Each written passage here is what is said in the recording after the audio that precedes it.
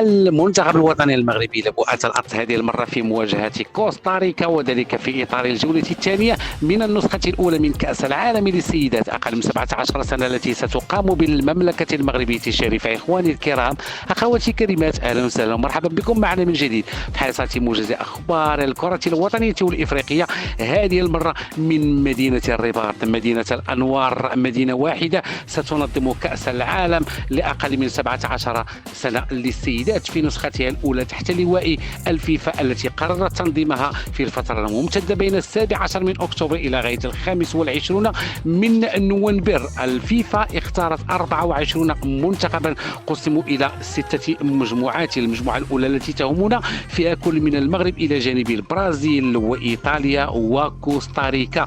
اليوم في الجولة الثانية. قبل ذلك أخواتي إذا كنتي جديد معنا في القناة ما تبخلش نضغط على زر اشتراك، محتاجين اشتراكاتكم وتفاعلكم مع هذه القناة.